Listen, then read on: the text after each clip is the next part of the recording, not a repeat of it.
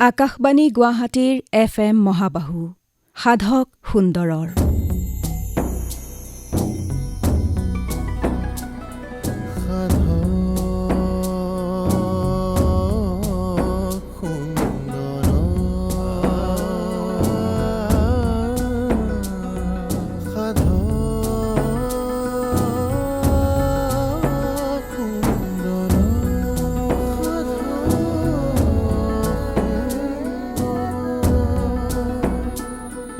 শ্ৰোতাসকল, সাধক সুন্দৰৰ এই অনুষ্ঠানটিলৈ পুনৰবাৰ আপোনালোকক আদৰণি জনাইছোঁ।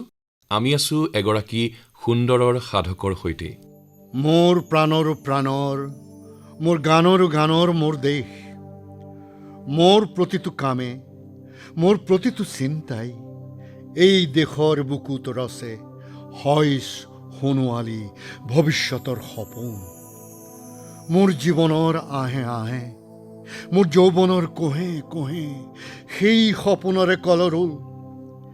দেশে দেশে দেশ আছে, দেশে দেশে দেশ আছে, এনে বহু দেশৰ অৰঙে দৰঙে মই ঘূৰিছোঁ, বহু বন্ধুৰ সতে হাতে হাতে হাত ধৰি ফুৰিছোঁ। কেতিয়াবা সাগৰ পাৰত, কেতিয়াবা খেজুৰ তলত, নতুবা পাহাৰ তলিত খন্তেক জিৰাইছোঁ। বন্ধুৰ সতে প্ৰাণ খুলি প্ৰাণৰ কথা পাতিছোঁ। তাৰ পাছত আকৌ আৰম্ভ কৰিছোঁ নতুন যাত্ৰা। এনে বহু যাত্ৰাৰ শেষ মোৰ দেশ, যাৰ বুকুৰ উমে মোক দিয়া ভাল পোৱাৰ আনন্দ, যৌৱনৰ প্ৰাচুৰ্য, জীৱনৰ নতুন অৰ্থ, যাৰ প্ৰতিটো পুৱাই মোলৈ লুকাই আনে ঐশ্বৰ্যৰ বিপুল সম্ভাৰ, প্ৰতিটো সন্ধিয়াই বৈ আনে স্নিগ্ধ ফুলৰ সুবাস, প্ৰতিটো ঋতুৱে দি যায় জীৱনৰ আশীৰ্বাদ। এই দেশৰ বাবে মই জীয়াই আছোঁ, এই দেশৰ বাবে জীয়াই থাকিবলৈ মই মৰণ পণ কৰিছোঁ। ৰণুৱা, বনোৱা, হালোৱা, এই সকলোৰে মাজত মই আছোঁ মোৰ দেশৰ বাবে। অনৈক্যৰ মাজত ঐক্য হৈ, বিৰোধৰ মাজত সংহতিৰ সম্ভাৱনা হৈ মই আছোঁ। জীৱনে মৰণে, শয়নে সপোনে মই শুনিছোঁ এই দেশৰ আহ্বান। শত্ৰু মিত্ৰ মই সকলোকে চিনিছোঁ, সিহঁতৰ অন্তৰ মই বিশ্বাসেৰে জিনিছোঁ। শান্তিৰ চৰাই জুৰি আজলি ভৰাই মই দিছোঁ, ভঁৰালৰ এমুঠি ধান, পৰাণৰ একোটি গান। হাৰুতো মোৰ একো নাই, হাৰুতো মোৰ একো নাই। মোৰ দেশ, মোৰ দেশ, মোৰ কল্লোলিত সপোনৰ উত্তাল তৰংগই মোক লৈ যায় গভীৰৰ পৰা গভীৰতৰলৈ, আদৰ্শৰ কঠিন পৰ্বতমূললৈ। শ্ৰোতাসকলে হীৰেণ ভট্টাচাৰ্যৰ কবিতাৰ আবৃত্তি শুনি নিশ্চয় ভাল পাইছে। এইগৰাকীয়ে হ'ল সুন্দৰৰ সাধক, অভিনেতা, পৰিচালক, আবৃত্তিকাৰ প্ৰাঞ্জল শইকীয়া। ভাৰতবৰ্ষই ৭৫তম স্বাধীনতা দিৱস উদযাপন কৰিছে। আজিৰ এই কবিতাটো নিশ্চয় প্ৰাসংগিক হৈ পৰিছে। প্ৰাঞ্জল শইকীয়াদেৱক পুনৰবাৰ সাধক সুন্দৰৰ অনুষ্ঠানটিত আদৰণি জনাইছোঁ। নমস্কাৰ, নমস্কাৰ। আমাৰ আকাশবাণী গুৱাহাটীৰ এই অনুষ্ঠানটো সাধক সুন্দৰ। আপোনালোকে যিসকলে শুনি আছে, ইয়াৰ আগতে এটা এপিছড ইন্দ্ৰই আপোনালোকক শুনোৱাৰ সুবিধাটো দিলে। এইটো দ্বিতীয় এপিছড, অৰ্থাৎ আজি আকৌ আপোনালোকৰ সন্মুখত মই প্ৰাঞ্জল শইকীয়াই সমূহ শ্ৰোতাক মোৰ হিয়াৰ অভিনন্দন যাচিলোঁ। আৰু বিশেষকৈ আজি স্বাধীনতাৰ ৭৫তম সেই মহিয়ান হোৱা, ভাৰতবাসীক মহিয়ান কৰাৰ এই দিনটোত আজিৰ প্ৰজন্মৰ, আজিৰ জনসাধাৰণৰ সকলোলৈকে মোৰ অভিনন্দন আৰু জয়তু ভাৰত মাতা, জয়তু ভাৰত মাতা। খুব ভাল লাগিল। আপোনাৰ অভিনয় জীৱনৰ সেই আৰম্ভণিৰ সময়ছোৱাৰ কথা প্ৰথম খণ্ডটিত আমি পাতিছোঁ। আপুনি কিদৰে প্ৰম্পটাৰ হ'ল, আপুনি কিদৰে ঘোষণা কৰিবলৈ গ'ল, আপুনি কিদৰে বিভিন্নজনৰ জ্যেষ্ঠসকলৰ অভিনয় দেখিলে আপুনি মজিদকাৰ কথাও ক'লে, সেই প্ৰসংগ আমি শুনিছোঁ। এতিয়া আমি জানিব বিচাৰিছোঁ, আপুনি ৰাষ্ট্ৰীয় নাট্য বিদ্যালয়ৰ এগৰাকী স্নাতক। ৰাষ্ট্ৰীয় নাট্য বিদ্যালয়তো আপুনি নাটকৰ প্ৰশিক্ষণ লৈছে, অভিনয়ৰ প্ৰশিক্ষণ লৈছে। এই কথা আপুনি প্ৰথম খণ্ডটো উনুকিয়াইছিল যে পুনেত অভিনয়ৰ প্ৰশিক্ষণ বন্ধ কৰা হৈছিল, ৰাষ্ট্ৰীয় নাট্য বিদ্যালয়ত প্ৰশিক্ষণৰ সুবিধা কৰি দিয়া হৈছিল। কিন্তু ৰাষ্ট্ৰীয় নাট্য বিদ্যালয়লৈ যোৱাৰ আগতে আপুনি চলচ্চিত্ৰত অভিনয়ৰ সুযোগ পাইছিল। প্ৰথম অভিনয়ৰ সুযোগ কিদৰে আহিছিল সেই বিষয়ে জানিব বিচাৰিছোঁ। মই চলচ্চিত্ৰত অভিনয় কৰাৰ কথা প্ৰথম অৱস্থাত ভবাটো নাছিলোঁৱেই। কিন্তু মোৰ ভণ্টি মঞ্জুলা বৰুৱা, মই যাৰ কথা উল্লেখ কৰিছে, খুব ভাল অভিনেত্ৰী। মঞ্জুলাৰ প্ৰথম ছবি কাজিৰঙাৰ কাহিনী, সেইটো পৰিয়ালে এই ছবিখন প্ৰযোজনা কৰিছিলে। অনুপম চৌধুৰী, এই অল ইণ্ডিয়া ৰেডিঅ'ৰ গুৱাহাটীৰ তেখেত সংগীত বিভাগৰ তেখেত এজন খুব ভাল সংগীতজ্ঞ, ইয়াতে চাকৰি কৰিছিল। তেখেতে এই ছবিখনত সংগীত কৰিছিল, কাজিৰঙাৰ কাহিনী, আৰু তেখেতৰ খুৰাকে ছবিখন প্ৰযোজনা কৰিছিল আৰু পৰিচালনা কৰিছিল আমাৰ সমন্দ্ৰ নাৰায়ণ দেৱ, মঙলদৈৰ সমন্দ্ৰ নাৰায়ণ দেৱ। তাত মই ভণ্টিৰ লগত গাৰ্জেন হৈ যাব লাগে। দেউতা যিহেতু চাকৰিত ব্যস্ত, মই যাওঁ। আৰু তেতিয়া সমৰদাই মোক কৈছিলে, সমন্দ্ৰ নাৰায়ণ দেৱে, যে তুমিও ওলাই দিয়া অকণমান কিবা এটা। মোৰ নাই সমৰদা, মই এনেকৈ অকণমান নোলাওঁ, মই কৰিলে ভালকৈ ওলাম। সেইটো আৰু এতিয়া ছবিত অকণমান উলিয়াই মই মোৰ যিটো আকাংক্ষা আছে, উচ্চাকাংক্ষা আছে, সেইটো মই ইয়াতে এনেকৈ পনীয়া নকৰোঁ, আগলৈ কৰিম ভাল যেতিয়া চৰিত্ৰ দিব। গতিকে সেই যে কৰাৰ কথাটো ক'লে, সেইটো মনত থাকি গ'ল। ইতিমধ্যে আৰম্ভ হ'ল ৰবীন্দ্ৰ ভৱনত আমাৰ সেই নাট্য শাখাত আমাৰ সেই নাটকৰ যাত্ৰা। দুলাল দা তাৰ প্ৰযোজক, আৰু দুলাল দা যিহেতু আমাৰ ৰাষ্ট্ৰীয় নাট্য বিদ্যালয়ৰ স্নাতক, কিন্তু দুলাল দাৰ ওপৰতো আৰু এগৰাকী আছিল যি আটাইতকৈ জ্যেষ্ঠ, আমাৰ এই NSDৰ অসমীয়াসকলৰ ভিতৰত জ্যেষ্ঠ। এই অল ইণ্ডিয়া ৰেডিঅ'তে তেখেত আছিলে দেৱকুমাৰ নাথ। তেখেত দুলাল দাতকৈ ছিনিয়ৰ। তাৰপিছতে দুলাল দা ৰাষ্ট্ৰীয় নাট্য বিদ্যালয়। যিহেতু দুলাল দা আমাৰ ৰবীন্দ্ৰ ভৱনৰ সাংস্কৃতিক সঞ্চালকালয়ৰ সেই আমাৰ নাট্য শাখাৰ তেখেত প্ৰযোজক, পৰিচালক। আপুনি আৰু লগত কোনে কোনে যোগ দিছিল? তাৰমানে অল আছামৰ ইণ্টাৰভিউ যেতিয়া আমি এডভাৰটাইজমেণ্ট পালোঁ, আৰু মোৰতো গুৱাহাটীলৈ অহা ৰেডিঅ'ত কৰাৰ এটা সপোন আছিল। ৰেডিঅ'ৰ ভইচবিলাক তেতিয়া শুনি থাকোঁ, মই কৈছোঁ ইয়াৰ আগতে। গতিকে গুৱাহাটীলৈ গ'লে মই ৰেডিঅ'ত কেনেকৈ অভিনয় কৰিম, প্ৰথম চিন্তা সেইটো। আৰু যেতিয়া ইণ্টাৰভিউ কল পালোঁ, তেতিয়া গুচি আহিলোঁ। মোৰ মাহী তাত থাকিলোঁ, চালমাৰীৰ কৃষ্ণনগৰতে মোৰ মাহী, এগৰাকী বাণী মাহী। তাতে থাকি পেলাই মই অডিশ্যন দিলোঁ। অডিশ্যন দি ইতিমধ্যে মই ৰবীন্দ্ৰ ভৱনত জইন কৰিলোঁ। তাত আমাৰ অসমৰ বহুত অভিনেতা অভিনেত্ৰী তাত ইণ্টাৰভিউ দিছিলে, আৰু তাৰ পৰা আমি 6জন আৰু 7জন। 7 নম্বৰজন হৈছে হেমন্ত দত্ত। হেমন্ত দা আমাৰ তেখেতক বিশেষভাৱে তালে চাকৰিটো দিছিলে, অভিনেতা হিচাপে নহয়। কাৰণ হেমন্ত দা বহু প্ৰতিভাশালী ব্যক্তি। তেখেতে গান লিখে, সুৰ কৰে আৰু অভিনয় কৰে, ৰেডিঅ'ত মঞ্চত অভিনয় কৰে, অসম নাট্য সন্মিলনৰ লগত জড়িত, পৰিচালনা কৰিছিলে। ডিব্ৰুগড় কানৈ কলেজৰ পৰা তেখেতে পাছ কৰিছিলে। সৈয়দ ছাদুল্লাহ আৰু বিজু ফুকন একেলগৰ, তেওঁলোক একেটা বেটছৰ। কাৰণ হেমন্ত দা যদিও মঙলদৈত জন্ম, তাতেই স্কুলীয়া পঢ়া শুনা তাত কৰি ককায়েকে চাকৰি কৰিছিল, সেই সূত্ৰে হেমন্ত দা ডিব্ৰুগড় পালেগৈ। তাতেই হেমন্ত দাৰ এই নাটকৰ এই জগতখনত তেখেত খোল খালে, মানে পৰিচয় লাভ কৰিলে। আৰু হেমন্ত দাও ৰবীন্দ্ৰ ভৱনত সেইদিনা লগ পালোঁ, যাৰ কণ্ঠ ৰেডিঅ'ত শুনি আছিলোঁ অত দিনে। এটা হেঁপাহ পূৰণ হ'ল, আৰু মই তাত চিলেকশ্যন পালোঁ। ৰবীন নেওগ, খালেক চৌধুৰী, আমি এই 3জন, হেমন্ত দাক ধৰিলে 3জন, মই, ৰবীন নেওগ, খালেক চৌধুৰী, আৰু সিফালে পূৰ্ণিমা পাঠক। তেতিয়া পূৰ্ণিমা পাঠক আচলতে পূৰ্ণিমা শৰ্মা পাঠক, কিন্তু পূৰ্ণিমা পাঠক, আৰু চেতনা দাস, আৰু ইফালে ৰুণু দেৱী। আমি এইকেইজন চিলেকশ্যন পাই। তাত এটা ইণ্টাৰেষ্টিং হ'ল কি, হেমন্ত দা যদিও চিলেকশ্যন পালে, হেমন্ত দাৰ চাকৰিটো গেজেট নটিফিকেশ্যন হোৱা নাছিলে, নটিফাই দৰমহা নাপায়। তেতিয়া আমাৰ দৰমহা 350 টকা। গতিকে হেমন্ত দা, আমি চিন্তা কৰিলোঁ হেমন্ত দা ইয়াত থাকিব, যদিও ককায়েকৰ ঘৰত থাকিব, ভেটেনেৰীত ককায়েক তাতেই কোৱাৰ্টাৰত থাকে, তে হেমন্ত দা চলিবৰ কাৰণেতো পইচা লাগিব। তে হেমন্ত দাক দুলাল দা, ডাইৰেক্টৰ, তেখেতসকলে চাকৰি কৰিবলৈ জোৰ কৰিছিলে, সেইকাৰণে হেমন্ত দাক আমি হেমন্ত দাক এই 6জনে 20 টকাকৈ, আমি 120 টকা নিজৰ দৰমহাৰ পৰা দিয়ে আমি 120 টকাকৈ হেমন্ত দাক দিছিলোঁ কেইমাহমান। সেইটোৰ হেমন্ত দা চলি যায়, কিন্তু মই 1975ৰ কথা কৈ আছোঁ। হেমন্ত দা হাত খৰচ সেইখিনি হৈ যায়। আৰু মোৰ আকৌ সেই প্ৰথম দৰমহাটো চিটি বাছত আহোঁতে পকেট মাৰিলে, প্ৰথম দৰমহাতে পকেট মাৰিলে। সেইটো এটা মনত থাকিবলগীয়া কথা। আৰু তাত দুদিনমান ৰবীন্দ্ৰ ভৱনত আহ যাহ কৰোঁতেই ৰেডিঅ'ৰ অডিশ্যন শুনিলোঁ। লগে লগে ৰেডিঅ'ৰ অডিশ্যনৰ কাৰণে এপ্লাই কৰিলোঁ, আহিলোঁ, ইয়াত অডিশ্যন দিলোঁ। মোৰ এতিয়াও মনত পৰে ইন্দ্ৰ, এইটো কোঠাতেই তেতিয়া ডাঙৰ মাইক্ৰফোন, হেঙিং প্ৰকাণ্ড মাইক্ৰফোন, তাত দুইফালৰ পৰা আমি অভিনয় কৰোঁ। এইফালেও তাত ফেচ এটা আছে, সিফালেও ফেচ আছে। সেইটো আমাৰ খুব চিনাকি মাইক্ৰফোন। এতিয়াতো এটা নাই।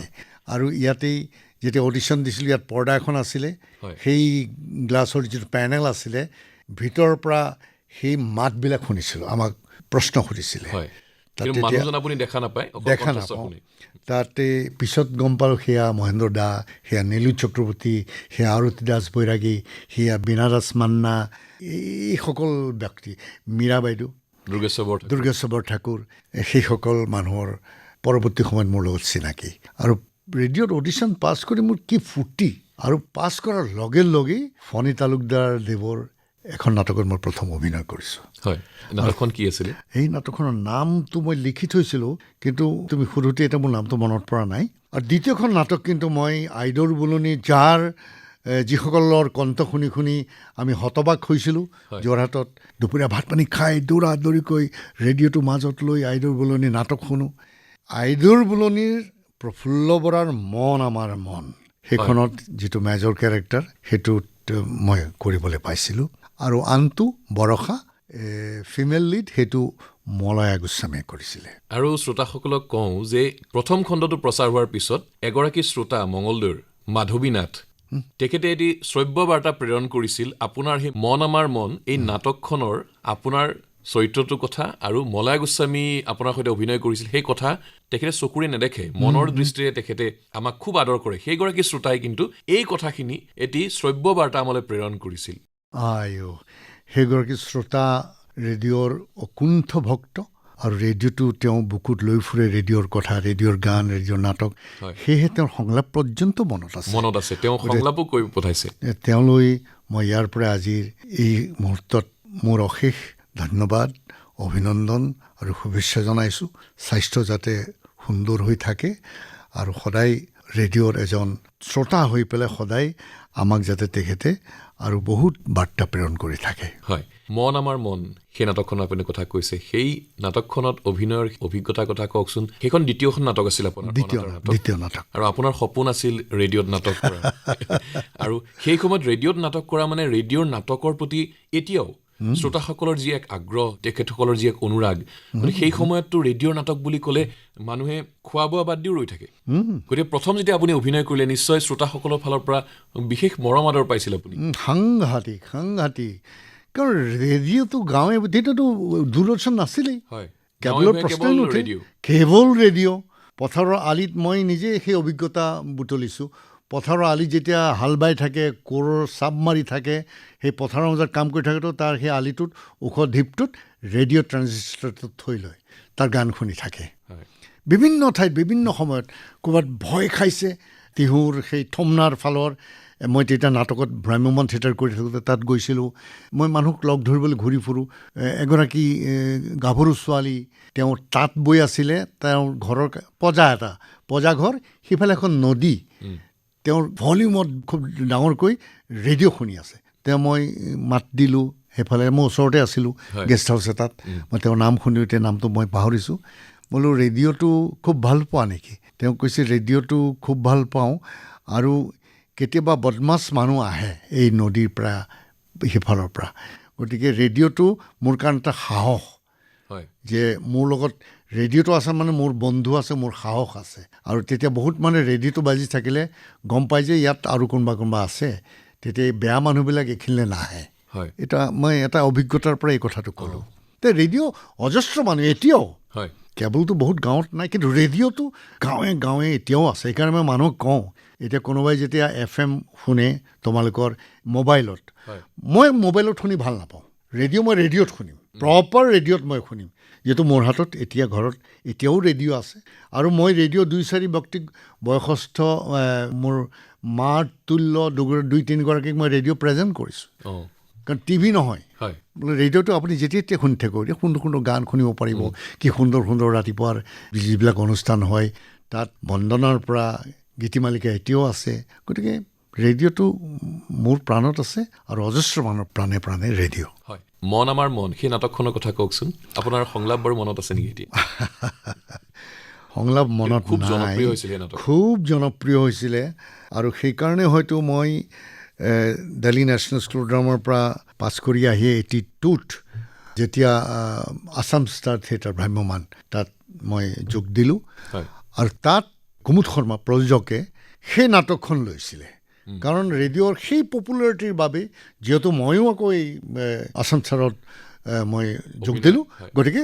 তেওঁ মন আমাৰ মন নাটকখন তেওঁ তাত লৈছিলে আপোনাৰ বিপৰীতে কোনে অভিনয় কৰিছিল তাত মন আমাৰ মনত জিনু মাৰ্চেণ্ট বুলি আছিলে তেওঁ কৰিছিলে আৰু ৰবীন ডেকাকো মই সেইবাৰ লৈ গৈছিলোঁ আছাম ষ্টাৰ থিয়েটাৰত প্ৰথম আৰু ৰিদীপ দত্ত আছিলে আমাৰ মিউজিক ডাইৰেক্টৰ মই প্ৰথম ৰিদীপ দত্তক আছাম ষ্টাৰ থিয়েটাৰলৈ লৈ গৈছোঁ যিহেতু কেম্প আছিলে আমাৰ শাওকুচি গুৱাহাটী শাওকুচি আৰু তাত মন আমাৰ মন সাংঘাতিক ধৰণে ছাকচেছফুল সেইবাৰ সেই নাটকখন যেনেকৈ ৰেডিঅ'ত আৰু সেই শ্ৰোতাৰ মনত ৰেডিঅ'ৰ সেই মন আমাৰ মন ক'ৰবাত জীপাল হৈ আছে সেইকাৰণে মঞ্চত ভাগি ভুঁইৰ মানুহ আহি মন আমাৰ মন চাইছিলে আৰু সেই অভিনেতাগৰাকীক ৰেডিঅ'ত যাৰ কণ্ঠস্বৰ শুনিছিল তেখেতক আকৌ মঞ্চত দেখিছে গতিকে বৰ ভাল অভিজ্ঞতা বিৰল অভিজ্ঞতা হয় ৰেডিঅ'ৰ নাটকৰ কথা পাতিম আমি কিন্তু যিহেতু আপুনি ৰাষ্ট্ৰীয় নাট্য বিদ্যালয়লৈ যোৱাৰ আগতে আপুনি চিনেমাত অভিনয়ৰ সুযোগ পালে ফাগুনী আপোনাৰ প্ৰথম ছবি ফাগুনী ছবিখনৰ সেই সুযোগ কেনেদৰে আহিল মই তেতিয়া ৰবীন্দ্ৰ ভৱনত চাকৰিত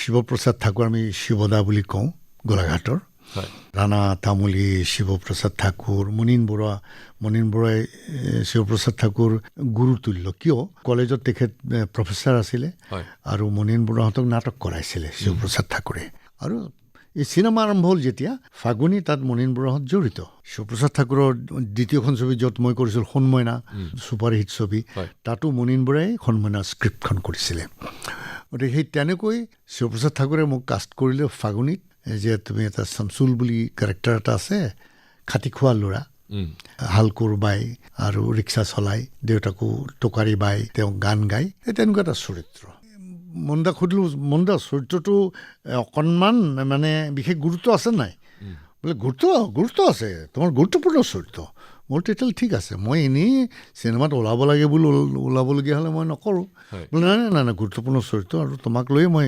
কেৰেক্টাৰটো লিখিছোঁ সেই তেনেকৈ ফাগুনীত এণ্ট্ৰি আৰু তাৰ পিছখন ছবি উপপথ হেমন্ত দা আমাৰ ৰবীন্দ্ৰ ভৱনত মই ইতিমধ্যে NSD ইণ্টাৰভিউত পাটনাত হৈছিলে তেতিয়া এই গোটেই উত্তৰ পূৰ্বাঞ্চলৰ ত্ৰিপুৰা পশ্চিমবংগ উৰিষ্যা বিহাৰ এই গোটেইবিলাকৰ তাত হয় আমাৰ তেতিয়া নাগালেণ্ড অৰুণাচলৰ পৰা কোনো কেণ্ডিডেট নাই ত্ৰিপুৰাৰ পৰা আছিলে উৰিষ্যাৰ পৰা আছিলে আমাৰ পাটনাত হৈছিলে ইণ্টাৰভিউ তাতে আমি তাৰ পৰা নৰ্থ ইষ্টৰ পৰা আমি 5জনে চিলেকশ্যন পাইছিলোঁ হয় অসমৰ পৰা মই পাইছিলোঁ তেনেকৈ পাপিয়া বসু ত্ৰিপুৰাৰ খুব ভাল খুব ব্ৰিলিয়েণ্ট ছোৱালী কিন্তু তেওঁ আজি পৃথিৱীত নাই তেওঁ তাৰপিছত পাছ কৰি আহি কলকাতাৰ অল ইণ্ডিয়া ৰেডিঅ'ত তেওঁ চাকৰি কৰিছিলে এটা এক্সিডেণ্টত তেওঁ গুচি গ'ল গতিকে সূৰ্যনাৰায়ণ মহান্তি বুলি উৰিষ্যাৰ এজন আছিলে আৰু ৰাজন বুলি বিহাৰৰ এটা ল'ৰা আছিলে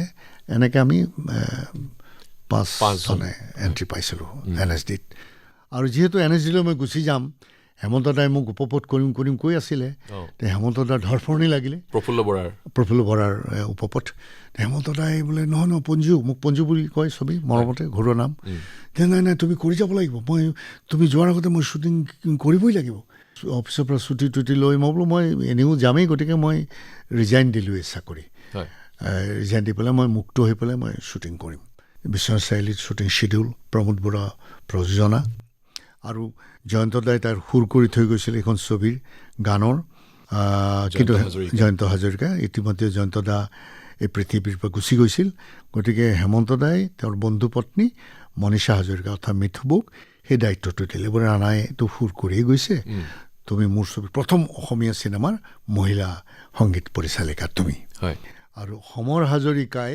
প্ৰথম প্লেবেক কৰিছে সেইখন ছবিত এই সোণহেৰৰ ৰূপহী বিজুলী আপুনি যোৱাখনত কৈছিলোঁ সেইটোৱে গতিকে তেনেকৈ সেইখন ছবিৰ শ্বুটিং শেষ নহয় বিভিন্ন কিবা কিবি প্ৰব্লেম হয় দুদিনমান শ্বুটিং বন্ধ হয় মোৰ ইফালে ধৰফৰণি লাগিছে মই যাব লাগে হাতত সময় নাই গতিকে আহি এনাৰ্জি যাবলৈ যেতিয়া মই হেমন্তক ক'লোঁ মই নহয় হেমন্ত মোৰ হাতত কেইদিনমান যাব লাগিব নহয় মই কাপোৰ কানি সামৰি তালৈ গুচি যাম কিমান ডাঙৰ কথা হেমন্ততে বোলে ৰ'ব মই যিমান পাৰোঁ সোনকালে ইয়াত শ্বুটিং শেষ কৰোঁ মোৰ বাকী ছিকুৱেঞ্চ শেষ হৈ গ'ল কিন্তু সোণহেৰ ৰূপহী বিজুলী গানটো তাত আৰম্ভ কৰিলে শেষ নহ'ল ইতিমধ্যে ৰষ্টক নাইকিয়া হৈ গ'ল গতিকে তাত পেক আপ কৰি অকল গানটোৰ আৰু দুটামান ছিকুৱেঞ্চ থাকিলে সেই তাত যেন মোৰ কাম নাই গতিকে গানটোৰ কাৰণে গুৱাহাটীত আহি হেমন্ত দাই ৰষ্টক বিচাৰি হাবাথুৰি পোৱাও দিগদাৰ কাৰণ ৰষ্টক আনিবলৈ কলকাতা যাব লাগে তাৰ পাৰ্মিট ল'ব লাগে তাত বহুত হাৰ্ডল পাৰ কৰিহে ৰষ্টকৰ কোটা পায় আৰু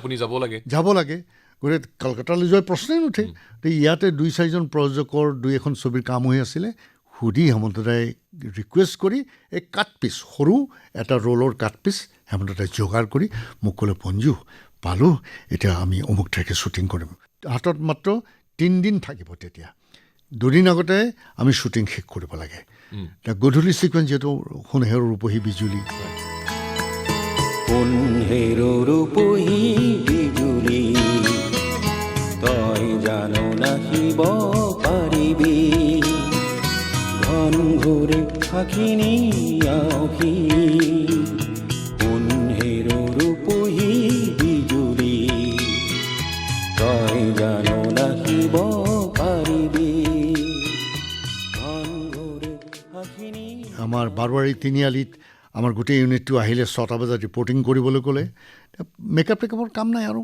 তেনেকেই মই মদ খোৱা এটা গুণ্ডা হাতত এটা মদৰ বটল গতিকে এই শ্বুটিং 7টা 7:30 বাট চাবলগীয়া হ'ল কিয় চিটি বাছ অহা যোৱাটো বন্ধ হ'ব লাগে আমাক ৰাস্তাটো লাগে মুকলি ৰাস্তা কাৰণ এইটো ছিকুৱেঞ্চটো মিলাবলগীয়া হৈছে বিশ্বনাথ চাৰিআলি তাৰ চিটুৱেশ্যনৰ লগত গুৱাহাটীতে আপুনি মিলাইছে হেমন্ততে উপায় নাই গুৱাহাটীত মিলাবই লাগিব চিটি বাছ যদি আহি যায় ফ্ৰেমত ডাঙৰ কথা হয় গতিকে চিটি বাছ বন্ধ হোৱাৰ পিছত শ্বট আৰম্ভ হ'ল কিন বৰষুণ আকৌ দৌৰি লাগে সদায় ডাঙৰ এটা আমব্ৰেলা থাকেই য়েল্ল' ব্লু ৰেড ডাঙৰ আমব্ৰেলা সেইটো কেমেৰাৰ ওপৰত ৰাখি আৰু ওচৰৰ মানুহক ৰিকুৱেষ্ট কৰি কাৰোবাৰ ঘৰে ঘৰে গৈ তাৰ ওচৰত টিটুহঁতৰ ঘৰৰ ওচৰত আছিলে ডাঙৰ ছাতি 2-4টা আনিলে আনি পেলাই ছাতি লাইটৰ ওপৰত ধৰি আমাৰ গানটো আৰম্ভ হ'ল আৰু হেমন্ত দাই গানটো আৰম্ভ হোৱাৰ আগে মোক ক'লে যে পঞ্জু তোমাক এতিয়া ক'ব নালাগে ডাইৰেক্টৰ হিচাপেতো মোৰ অন্যায় কিন্তু মই ক'বলৈ বাধ্য যে আমাৰ ৰষ্টক নাই একদম অলপ ৰষ্টক পাইছোঁ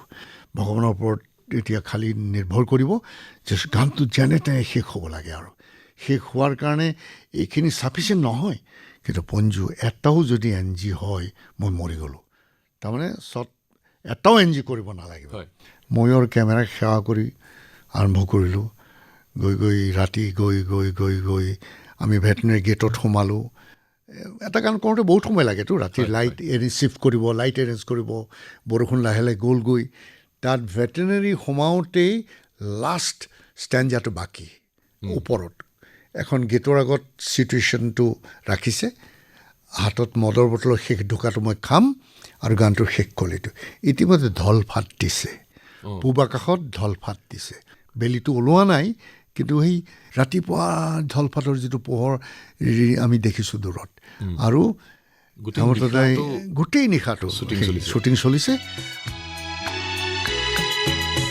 বলুতে বাৰ পোহৰ নেপাই পৰো যদি উজুতি খাই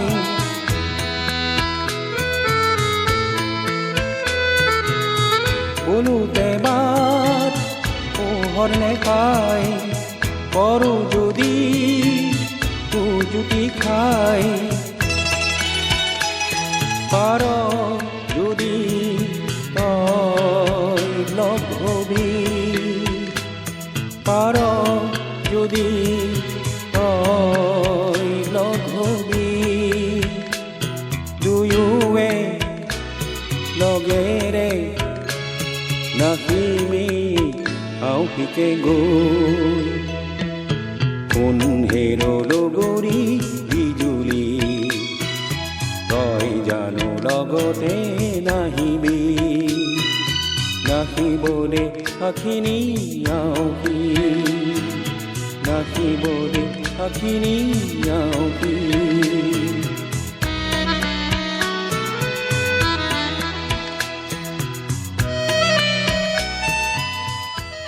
গানটো শেষ হৈছে শেষৰ ঢোকাটো বাকিছোঁ বটলটো হাতৰ পৰা পৰি ভাগিছে আৰু মই গেটখনত পিঠিটো দি চুঁচৰি পেলাই মাটিত বহি দিছোঁ আৰু হেমন্ত দাই অ'কে ৰান আউট ফিল্ম শেষ হৈ গ'ল অ'কে কৈছে লগে লগে ৰান আউট হৈছে আৰু হেমন্ত দা দৌৰি আহি মোক সাৱটি ধৰিছে বোলে পঞ্জু বচাই দিলা এইটো এটা এনজি হ'লে আমি নাপালোহেঁতেন এটাও এনজি নোহোৱাকৈ সেই গানটো তাত শেষ হ'ল মোৰ এইটো ডাঙৰ অভিজ্ঞতা আৰু সেইকাৰণে সেই চিটুৱেশ্যনটো মোৰ সদায় মনত দোলা দি থাকে উপপথৰ হেমন্ত দত্তৰ পৰিচালনাত খুব সুদক্ষ এগৰাকী সুদক্ষ পৰিচালক হেমন্ত দাৰ কথা মই এইটোৱেই কওঁ তেখেতে সুবিধা নাপালে আৰু এখন ছবি কৰিছিলে মই NSDৰ পৰা অহাৰ পাছত সেই গছজোপা বুলি কি নাট অপূৰ্ব এটা গল্প কৃষ্ণ গুৰু আশ্ৰম যে আছে সৰ্থেবাৰীত তাৰেই কোনোবা প্ৰযোজক আছিলে আৰু কেইজনমান আৰু সেই কৃষ্ণগুৰু যিজন তেওঁৱেই সেই কেমেৰাত মাল্যৰ্পণ কৰিছিলে কাৰণ হেমন্ত দা ইতিমধ্যে কৃষ্ণগুৰু সেৱাশ্ৰমৰ ভক্ত হৈছিল কিন্তু ইমান ভাল ষ্টৰি আছিলে পূৰ্ণিমাই মেজৰ কেৰেক্টাৰটো কৰিছিল কেইবাটাও এইজত আছিলে সেই কেৰেক্টাৰটো আৰু আমাৰ ধীৰু ভূঞাৰ ল'ৰা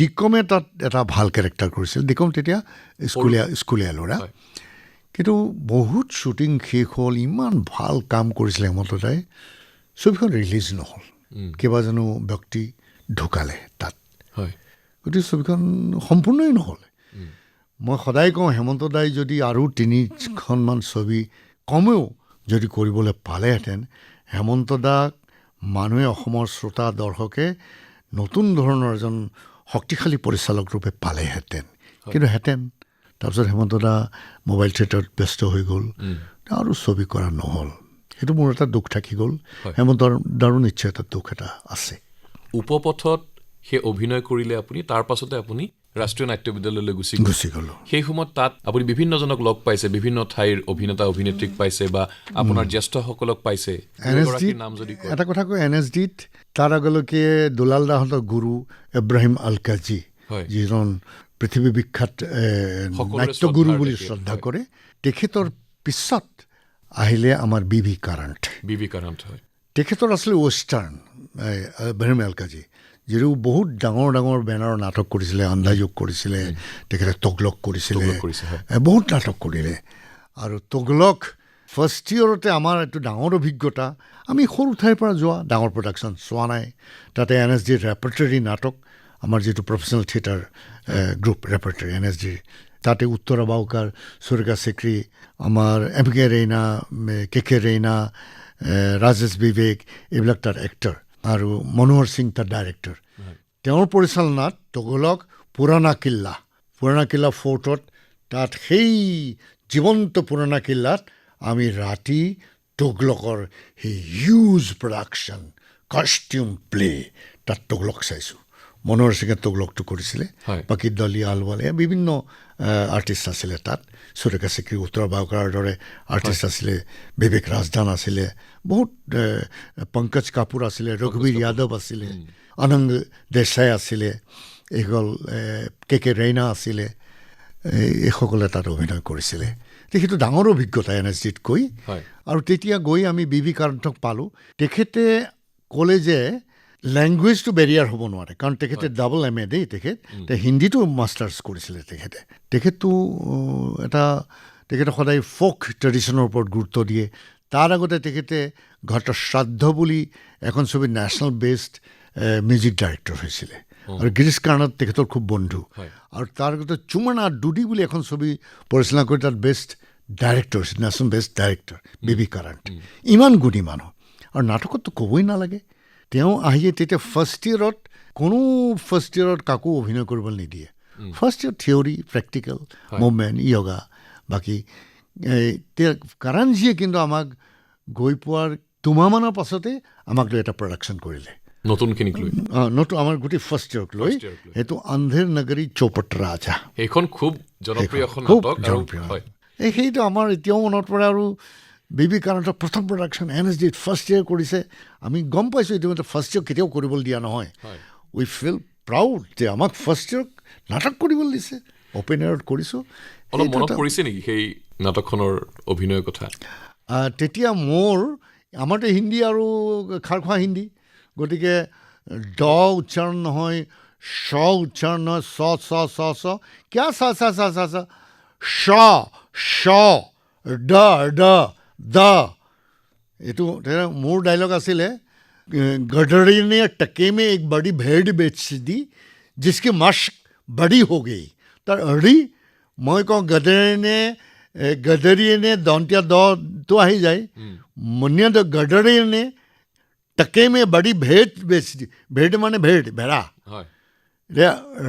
रा সেইখিনি শিকোঁতে বহুত প্ৰব্লেম হৈছে গডৰি নে টকে মে টকে তো মুনিয়া ট জিভা ওপৰত লাগে টকে আমাৰ টকে মে দন্তীয়া ত জিভা দাঁতত লাগেই সেইটোত মানে অজয় বুলি মোৰ বন্ধু ক্লাছমেট মহেশ বুলি হিন্দীত খুব মানে পাৰদৰ্শী সিহঁতি মোক হিন্দী শিকাইছিলে তাতেই আমি জিভাখন ধাৰ কৰিছিলোঁ এই আন্ধেৰ নগৰী চৌপট ৰাজাত সেইটো মনত পৰে খুব ভাল লাগিছে সেই কথাখিনি আপোনাৰ চকুৱে মুখে যি হাঁহি সেই সময়খিনি কথা আপুনি মনত পেলাই নিশ্চয় সেই সময়খিনিলৈ উভতি গৈছে আপুনি আৰু খুব ভাল লাগিছে আৰু ৰাষ্ট্ৰীয় নাট্য বিদ্যালয়ত থাকোঁতে দ্বিতীয় বৰ্ষত তাত ইন্দ্ৰ তেতিয়া আমাৰ বেবী কাৰেণ্টে কৈছিলে কাৰণজী বুলি কওঁ আমি যে থিয়েটাৰ প্ৰেক্টিশ্যনাৰৰ কাৰণে থিয়েটাৰ পাৰ্চনেলিটিৰ কাৰণে গ্ৰ' কৰিবলৈ হ'লে অকল অভিনয় অকল ডাইৰেকশ্যন অকল লাইটিং সেইবিলাক নহয় you have to learn every subject আমাৰ প্ৰায় 13টা ছাবজেক্ট আমি তেতিয়া পঢ়িব লাগিছিলে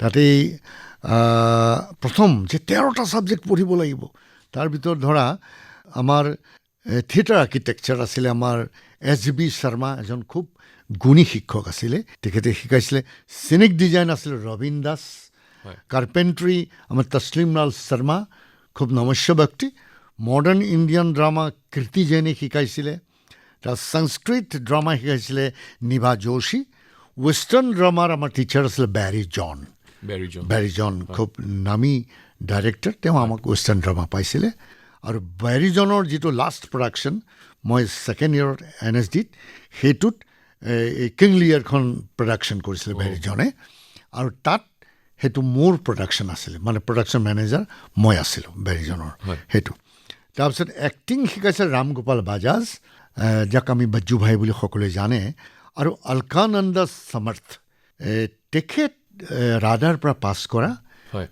অলকানন্দ সমৰ্থ ভদ্ৰ মহিলা তেখেত দুৰ্দান্ত মহিলা আছিলে আৰু ইমান শাৰ্প আৰু এক্টিঙৰ কোৰ্চত তেওঁ সকলো এংগলৰ পৰা তেওঁ আমাক এক্টিং শিকাইছিল তেওঁ আমি নতুন এক্সপ'জাৰ এটা পালোঁ অলকানন্দ সমৰ্থক পাই আমাৰ বজ্জু ভাই ট্ৰেডিশ্যনেল যিবিলাক নৱৰস আমাৰ নাট্যশাস্ত্ৰক লৈ তেওঁ প্ৰথম ক্লাছ আৰম্ভ কৰাইছিলে আৰু ইণ্টাৰেষ্টিং কি আৰু আনটো ক্লাছ আছিলে লাইটিঙত আছিলে জেন দাসগুপ্তা আৰু মেকআপত আছিল সুধীৰ কুলকাৰ্ণী মিউজিকত আছিল মোহন উপ্ৰীতি য়োগাত আছিলে RB শৰ্মা আৰু মুভমেণ্টত আছিলে ৰীতা কোঠাৰী এই 13টা ছাবজেক্ট এনেকৈ আমি কৰিছিলোঁ আৰু গৈয়ে আমাৰ এটা ইম্প্ৰভাইজেশ্যন হৈছিলে ফাৰ্ষ্ট ইয়েৰ সেইটো চবকে দিয়ে চব ক্লাছৰে নিজে কৰিব লাগে আমাৰ বজ্জু ভাই এক্টিং টিচাৰৰ ক্লাছ আমাক কলেজে তহঁতৰ চবৰে ফ্ৰেছ মেমৰিত কি আছে আটাইতকৈ ফ্ৰেছ মেমৰিত তহঁতি এনেক্ট কৰ ইয়াত দেখুওৱা চবেই কৰি গ'ল মই এটা এনেক্টমেণ্ট কৰিছিলোঁ যেতিয়া ট্ৰেইনত NSDলৈ বুলি গৈ আছিলোঁ মোৰ কম্পাৰ্টমেণ্টত এজনী মেণ্টেলি ৰিটায়াৰ্ডেড ছোৱালী খুব ধুনীয়া ছোৱালী এজনী গাভৰু ছোৱালী মোৰ এনেকুৱা লাগিছিল তাইৰ বয়স 15-16 বছৰ হ'ব আৰু লগত বায়েক ভিনীয়েক তাই খুব মোৰ চকুলে চাই আছে মোৰ চকুলে চাই তাই মাজে মাজে কান্দে মাজে মাজে হাঁহে মই চকুৰে চাই আছোঁ মই গোটেই অবজাৰ্ভ কৰিছোঁ কাৰণ আমাৰ সেইটো ডাঙৰ দায়িত্ব এক্টৰৰ অবজাৰ্ভেশ্যনটো বৰ ডাঙৰ দায়িত্ব মই ক'ব নোৱাৰাকৈ মই গোটেই কেৰেক্টাৰটো অবজাৰ্ভ কৰি আছোঁ বায়েকৰ কি এক্সপ্ৰেশ্যন বায়েকে কেনেকৈ তাইক হাতখন এনেকৈ ধৰে এনেকৈ চিকুটি দিয়ে তাই থটমট খাই অকণমান ইফালে সিফালে চাই মই গম পাইছোঁ তাই মেণ্টেল প্ৰব্লেম আছে আৰু ভিনীয়েকে দূৰত বহি কিতাপখন পঢ়ি মাজে মাজে কেৰা চকুৰে চাই মোলৈও চাই সেই আটাইকেইটা কেৰেক্টাৰ মই তাত এনেক্ট কৰিলোঁ আৰু বেজু ভায়ে মোক আউট অফ 100 99 দিলে আৰু কৈছে অসমৰ পৰা অহা আৰ্টিষ্টৰ এইটোৱেই অসমৰ ইমান সুন্দৰ এক্সপ্ৰেশ্যন আৰু ইমান সুন্দৰ ইম'শ্যন এতিয়া আমি সকলোৱে তহঁতি চব ক্লাছক কৈছে তহঁতি সেই ছবিখন দেখিছ নাই এই প্ৰাঞ্জলে যিটো কৰি দেখুৱালে তাত সেই ছবিখন ৰেলখন তহঁতি দেখিছ নাই সেই কেৰেক্টাৰকেইটা তহঁতি দেখিছ নাই চবলে হা দেখা আৰু মোক 99 আৰু তেতিয়াৰ পৰা বাজু ভাই মই একদম আটাইতকৈ প্ৰিয় ছাত্ৰ হৈ পৰিলোঁ আপোনাৰ ৰেল যাত্ৰাৰ সেই অভিজ্ঞতা যি নিজে দেখিলে যি অনুভৱ কৰিলে সেইখিনিকে আপুনি তাত অভিনয়ৰ মাজে উপস্থাপন কৰিছে আৰু সকলোৱে তাৰ বাবে প্ৰশংসা কৰিলে হয় এই ৰাষ্ট্ৰীয় নাট্য বিদ্যালয়ৰ যি শিক্ষা সেই শিক্ষাই পৰৱৰ্তী জীৱনতো আপোনাক অভিনয়ৰ ক্ষেত্ৰত বহুখিনি আৰু বেছি উন্নত কৰি তুলিছে আপোনাৰ অভিনয় তেনেকুৱা আপুনি নিশ্চয় অনুভৱ কৰে দুলাল দাই আমাক কৈছিলে যে Pranjal you are a good actor তুমি ইয়াতহে কৰি আছা নাটক জানো দেখিছা ভাল নাটক জানো চাইছা আমি কেৱল উৎপল দত্তৰ নাটক চাইছিলোঁ পিপল লিটল থিয়েটাৰৰ মই নাটক কৰাৰ সময়ত যোৰহাটত তেওঁৰ কেইবাখন নাটক চাইছিলোঁ তেতিয়াই ফেৰাৰী ফৌজ অংগাৰ য'ত তাপসেনৰ লাইট তাপসেন তেওঁ লাইটিং কৰিবলৈ গৈছিলে গতিকে দুলালে কৈছিলে ইউ গ' টু দিল্লী এটলিষ্ট তুমি যাব লাগে মোৰ অকণমান লোকচান হ'ব কাৰণ তোমাক টিমটোৰ পৰা তোমাক হেৰুৱাবৰ মোৰ ইচ্ছা নাই কিন্তু মই ভাবোঁ ইউ মাষ্ট গ' টু NSD তাত এক্সপ'জাৰ পাবা পৃথিৱীৰ নাটক দেখিবলৈ পাবা আৰু তোমাৰ আই অ'পেনিং হ'ব তাৰপৰা মেচিয়ৰিটি গেইন কৰিবা তাত পৃথিৱীখন দেখিবাতো সেইটো বহুত কামত আহিব আৰু হয় তাত পৃথিৱীখন দেখিলোঁ বহুত ডাঙৰ ডাঙৰ প্ৰডাকশ্যন চাবলৈ পালোঁ আমাৰ কোৰ্চৰ ভিতৰতে আছিলে ভাল নাটক যেতিয়া আহিব আমাক গোটেই টিমটোক লৈ যায় চাবলৈ আৰু তাৰ ওপৰত আমাৰ পিছদিনা ক্লাছত তাৰ ওপৰত আমাৰ সেইটোৰ ওপৰত লাৰ্ণিং প্ৰচেছৰ মাজত কুৱেশ্যন তাত সোধে আমি উত্তৰ দিব লাগে বুজি পালে সেই কথাখিনি নাটকখনৰ কি ভাল লাগিলে ডাইৰেকশ্যনৰ কি ভাল লাগিলে এক্টৰৰ কি ভাল লাগিলে কিয় ভাল লাগিলে সেইবিলাক আমাৰ ক্লাছত আৰু অৰিয়েণ্টেশ্যন কোৰ্চবিলাক আমি কৰি খুব ভাল পাইছিলোঁ আমাৰ কথক কেন্দ্ৰ আমাৰ বাহলপুৰ হাউচ প্ৰকাণ্ড বাহলপুৰ ৰজাৰ সেই হাউচ তাতে আমাৰ এফালে NSD এফালে মূল যিটো ষ্ট্ৰাকচাৰ তাতেই বিৰজু মহাৰাজৰ কথক কেন্দ্ৰ গতিকে আমি গৈ পোৱাৰ দিনৰ পৰাই সেই নুপুৰৰ আমি ঝনঝননি শুনি থাকোঁ পুৱাৰ পৰা ৰাতি গধূলিলৈকে সেই শব্দটো আমাৰ কাৰণে খুব হণ্টিং কৰে আমাক সেই শব্দটোৱে কাৰণ অনবৰত শুনি থাকোঁ নহয় এই আমি ভাল লগা হৈ গ'ল শুনি আৰু আমি যদি নাচ দেখা নাই তেতিয়ালৈকে কথক কেন্দ্ৰৰ ভিতৰত কি হৈ আছে কিন্তু এই ভৰিৰ তৎকাৰ সেইবিলাক আমি কাণত বাজে আমি বাহিৰৰ পৰা আমাৰ ফিল্ডত বহি সেইবিলাক শুনিবলৈ চেষ্টা কৰোঁ আৰু পৰৱৰ্তীখন আমাৰ কাৰণে আটাইতকৈ ভাল লগা কথা আছিল সেই অৰিয়েণ্টেশ্যন কোৰ্চত 2-3 বাৰ বিৰজু মহাৰাজক আমাৰ কোৰ্চত আনি পেলাই তেখেতে বহি গোটেই expression he was master of expression ইমান কাৰণ এই নৱৰসৰ যিমান এক্সপ্ৰেশ্যন আছে আৰু তেওঁ অদ্ভুত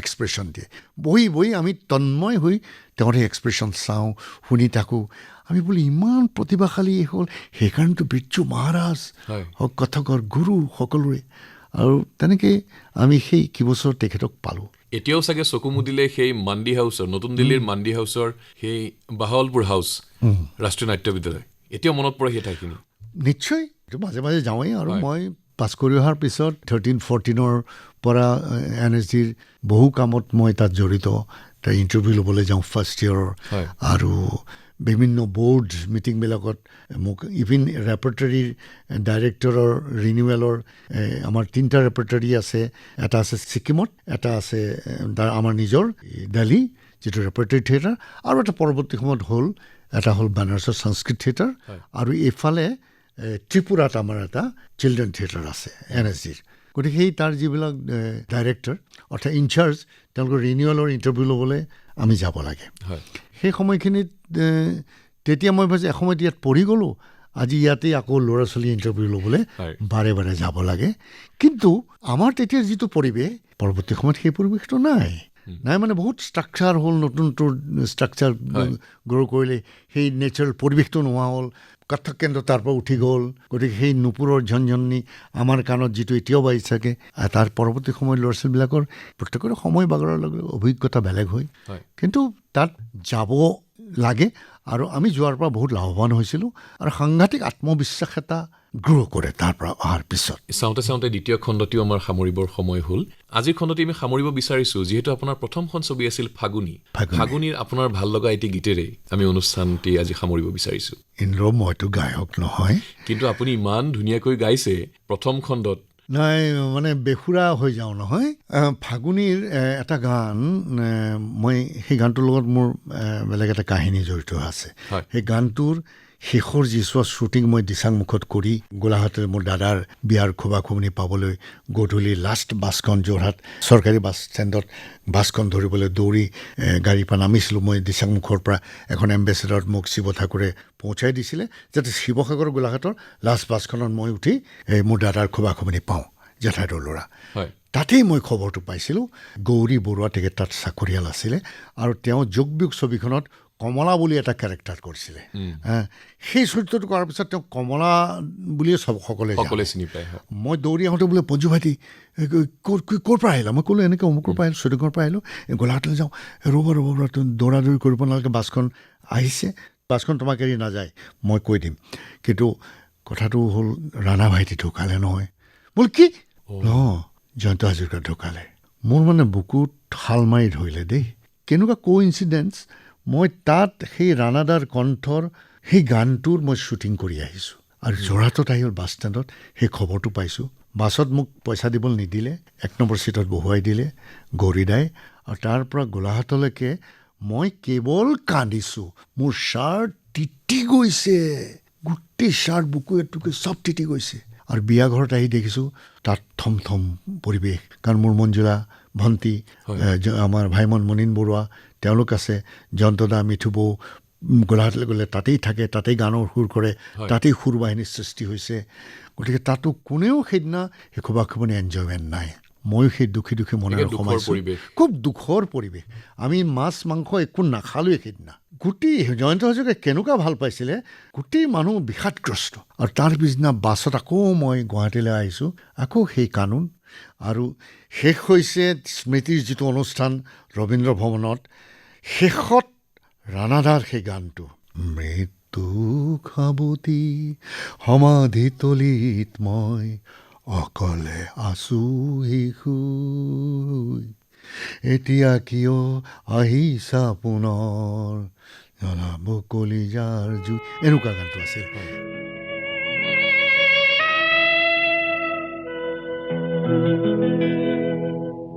মৃত্যু সাৱতি সমাধি তুলি অকলে আছোহি এতিয়া পুনৰ আহিছা কিয় জ্বলাব কলিজাৰ জুই।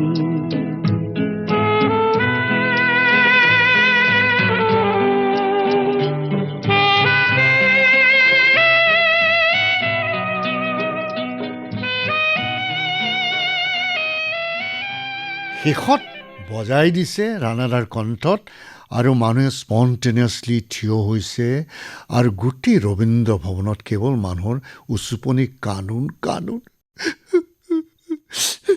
গোটেই হল ভৰি কান্দিছে মানুহে। এইটো মোৰ এতিয়াও নোমবিলাক শিহৰি উঠিছে, সেই মুহূৰ্তটো। আৰু সেইদিনা দিচাংমুখত সেই গানটো আছিলে জয়ন্তদাৰ কণ্ঠৰ, মৰাওহি ৰাতি ফেঁচাই কুৰুলিয়াই ঘৰ জেউতিৰ হাঁহি নুমাই মৰহি যায়, আল্লাহ সাৰথি কৰা মোৰ বান্ধৈ, আল্লাহ সাৰথি কৰা মোৰ বান্ধৈ, আল্লাহ সাৰথি কৰা। এনেকুৱা ধৰণৰ মোৰ সুৰটো হোৱা নাই। সেই যে মই যে কৈ আছোঁ, কিন্তু মই এতিয়া সেই অতীতৰ সেই দিনটোত সেই ঘটনাটো শুনাৰ সেই মুহূৰ্তটোতে সোমাই আছোঁ। মই যে শ্বুটিং কৰি আহিছোঁ, বাছত যেন মই আহি আছোঁ, এতিয়া মই সেই তাতে উভতি গৈছিলোঁ। গতিকে আজিলৈ এই গীতটিৰে আমি আজি সাধক সুন্দৰৰ আজিৰ খণ্ডটি ইয়াতে সামৰিছোঁ। পৰৱৰ্তী খণ্ডত আকৌ আমি লগ পাম নিশ্চয়। আকৌ সকলোকে মই প্ৰাঞ্জল শইকীয়াই ইন্দ্ৰ আৰু মোৰ দুয়োৰে বুকুৰ উমাল শুভেচ্ছা তোমালৈ অভিনন্দন আৰু ভাল হৈ থাকক, সুস্থ হৈ থাকক, সেইটোৱে ক'লোঁ। ওম শান্তি, ওম শান্তি।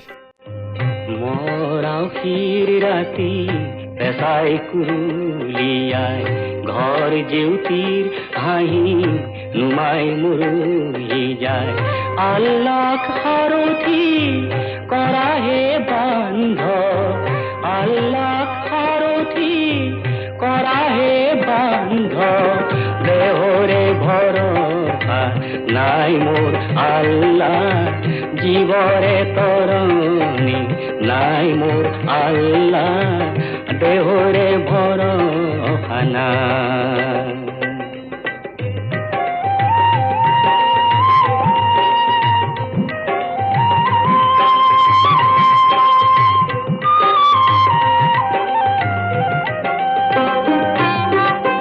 দুনিয়া এদিনৰ, দুনিয়া দুদিনৰ, দুনিয়া কুলনি পাৰি।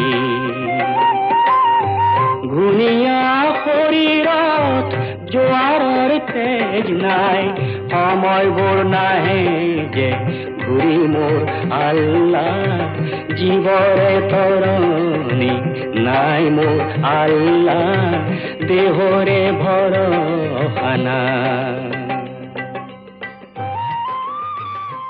সাধক সুন্দৰৰ অনুষ্ঠানটিৰ আজিলৈ ইমানতে অন্ত পৰিল। আজিৰ অনুষ্ঠানত বিশিষ্ট অভিনেতা, নাট পৰিচালক, আবৃত্তিকাৰ প্ৰাঞ্জল শইকীয়াৰ সৈতে হোৱা সাক্ষাৎকাৰৰ দ্বিতীয় খণ্ডটি শুনিলে। সাক্ষাৎ গ্ৰহণ আৰু প্ৰযোজনা আছিল ইন্দ্ৰজিৎ দাসৰ। শিল্পীগৰাকীৰ সৈতে হোৱা সাক্ষাৎকাৰৰ তৃতীয় খণ্ডটি শুনিবলৈ পাব অহা সপ্তাহৰ এই একেটা বাৰৰ এই একে সময়তে।